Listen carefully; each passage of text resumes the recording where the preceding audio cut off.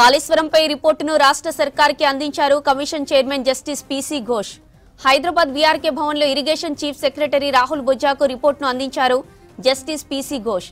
650 పేజీలతో కూడిన నివేదికనిచ్చారు. ఆ రిపోర్టును తీసుకుని నేరుగా సీఎస్ దగ్గరికి వెళ్లారు రాహుల్ బొజ్జా. రిపోర్టును బట్టి రాష్ట్ర సర్కార్ చర్యలు తీసుకోనుంది.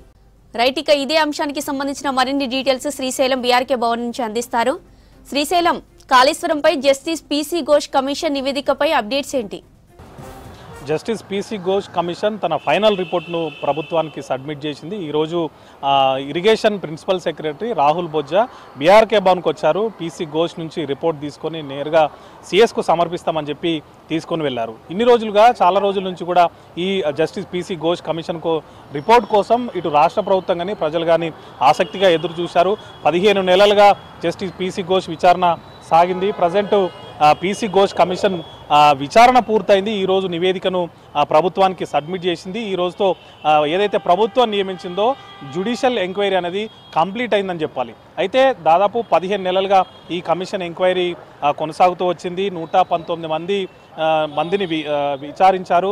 మొదట గత 2023లో మేడిగడ్డకు సంబంధించినటువంటి పియర్స్ కుంగిపోవడం, ఆ తర్వాత అన్నారం సుందిలలో సీపేజ్ రావడంతో 2024 మార్చిలో ప్రజెంట్ గవర్నమెంట్ న్యాయ విచారణకు ఆదేశించింది. అసెంబ్లీలో చర్చ సందర్భంగా మేడిగడ్డలో జరిగినటువంటి ఇన్సిడెంట్ మీద న్యాయ విచారణకు ఆదేశిస్తామని చెప్పి సీఎం రేవంత్ రెడ్డి ప్రకటించారు.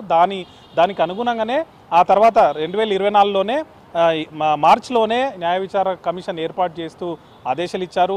సుప్రీంకోర్టు మాజీ న్యాయమూర్తి మన ఉమ్మడి రాష్ట్రానికి చీఫ్ జస్టిస్గా పనిచేసినటువంటి పీసీ ఘోష్ను కమిషన్ చైర్మన్గా నియమించారు. ఆయన గతంలో తొలి లోకాయుక్తకు కూడా ఆయన పనిచేశారు. ఆయన ఆధ్వర్యంలో దాదాపు 15 నెలల పాటు ఎంక్వైరీ కొనసాగింది. 119 మందిని విచారించారు. మొదట ఎవరైతే ఈ కాళేశ్వరం ప్రాజెక్టుకు సంబంధించి అందులో పాల్గొన్నారో ఇంజనీర్ నుంచి ఈఎన్సీ వరకు అందరికి కూడా అఫిడవిట్లు తీసుకున్నారు. వాళ్ళందరి నుంచి నోటీసులు ఇచ్చి ఆ తర్వాత అఫిడవిట్లను పరిశీలించి క్రాస్ ఎగ్జామిన్ చేశారు. వాళ్ళ వాంగ్మూలాలను నమోదు చేశారు. ఇంకా లాస్ట్ ఏప్రిల్లోనే ఏదైతే కమిషన్ విచారణ పూర్తయింది, ఇక నివేదిక ఇస్తారని చెప్పి మే నెలలోనే నివేదిక అందుతుంది ప్రభుత్వం అని చెప్పి అప్పుడు భావించారు. అయితే చివరి క్షణంలో అప్పటి సీఎం కేసీఆర్, అదేవిధంగా అప్పటి మంత్రులు హరీష్ రావు, ఈటల రాజేందర్లను కూడా కమిషన్ ఎంక్వైరీకి పిలిచింది. నోటీసులు ఇచ్చి ఆ తర్వాత వాళ్ళు ఇచ్చినటువంటి సమాచారాన్ని వాంగ్మూలం కింద నమోదు చేసింది. అప్పటి నుంచి మరో 2 నెలలు ఎక్స్టెండ్ చేయడంతో ఈ రోజుకి కమిషన్ గడువు కూడా పూర్తయిపోయింది. ఇంకా ఎక్స్టెన్షన్ కూడా చేయలేదు. అయితే ఈరోజు కమిషన్ తన నివేదికను సబ్మిట్ చేసింది. ఫైనల్ నివేదికలో ఏముందనే అంశం మీద కొంత ఆసక్తి అయితే నెలకొన్నదని చెప్పుకోవచ్చు. ఎందుకంటే గవర్నమెంట్ కూడా ఇప్పటికే కాళేశ్వరంకి సంబంధించి అందులో జరిగినటువంటి ఆర్థిక అవకతవకలు కానీ, లేకపోతే ప్రాజెక్టు కుంగిపోవడానికి బాధ్యులు ఎవరో, అసలు ఇట్లాంటి కట్టడానికి సంబంధించినటువంటి అప్పటి కాంట్రాక్టరు, అదేవిధంగా ఈఎన్సీ నుంచి ఇరిగేషన్కి సంబంధించినటువంటి ఇంజనీర్ల వరకు అందరినీ కూడా ఎంక్వైరీ చేశారు. అప్పుడు ఆర్థిక శాఖ కానీ ఇరిగేషన్ శాఖకు సంబంధించినటువంటి సెక్రటరీగా ఉన్నటువంటి ఐఏఎస్ ఆఫీసర్లను కూడా ఎంక్వైరీకి పిలిచి విచారించిన నేపథ్యంలో ఆ రిపోర్ట్లో ఏముంటుంది, ఎవరిని బాధ్యులుగా చేస్తారు, అసలు రీజన్ ఏంటి, అది కుంగిపోవడానికి రీజన్స్ ఏంటి, కమిషన్ కూడా స్వయంగా వాళ్ళు ఒక ఎక్స్పర్ట్స్తోని కాళేశ్వరం ప్రాజెక్టు సంబంధించిన ఒక అధ్యయనం కూడా చేయించారు. ఎందుకోసం ప్రాజెక్టు కుంగిపోవాల్సి వచ్చింది, అసలు రీజన్స్ ఏంటి అంశాలకు సంబంధించి స్పెషల్గా ఒక ఎక్స్పర్ట్స్తో కూడా ఎంక్వైరీ చేయించారు. అయితే ఆ ఎక్స్పర్ట్ ఎట్లాంటి రిపోర్ట్ కమిషన్కి ఇచ్చారు, అదేవిధంగా ఇరిగేషన్ శాఖ నుంచి ఎట్లాంటి వివరాలు అందాయనే అంశాల ఆధారంగా, అదేవిధంగా కాగ్ నుంచి, ఎన్డీఏసీ నుంచి, అదేవిధంగా విజిలెన్స్ కూడా ఒక రిపోర్ట్ను ప్రభుత్వానికి ఇచ్చిన నేపథ్యంలో ఆ 3 నివేదికలను కూడా కమిషన్ పరిశీలించింది.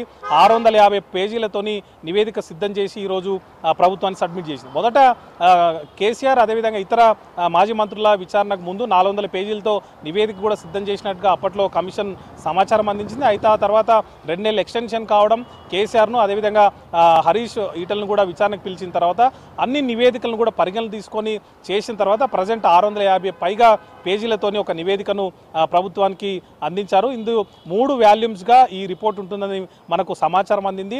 అయితే ఇప్పుడు అందులో ఏముందనేటువంటి ఒక ఆసక్తి మాత్రం నెలకొంది. ఎట్లాంటి అంశాలను పొందుపరిచారు, దీనికి రీజన్ ఎవరు, బాధ్యులను ఎవరుగా చేశారు అనే అంశాలకు సంబంధించి మాత్రం కొంచెం ఇంట్రెస్టింగ్ అదే ఉంది. అయితే ప్రభుత్వానికి నివేదిక అందిన తర్వాత దాన్ని మంత్రిమండలిలో పెట్టిన తర్వాత నివేదికను ఓపెన్ చేసి అందులో ఏముంది అనే అంశాల మీద ఒక చర్చ పెట్టి ఎట్లాంటి యాక్షన్ తీసుకోవాలనే అంశాల మీద మంత్రిమండలిలో చర్చించి నిర్ణయం తీసుకునే అవకాశం అయితే మనకు కనిపిస్తుంది జ్యోతి. ప్రజెంట్ ఈ రోజుతోని కాళేశ్వరం కమిషన్ జ్యుడిషియల్ ఎంక్వైరీ మాత్రం పూర్తిగా కంప్లీట్ అయిపోయింది. ప్రభుత్వానికి నివేదిక కూడా కమిషన్ చైర్మన్ పీసీ ఘోష్ అందించారు జ్యోతి.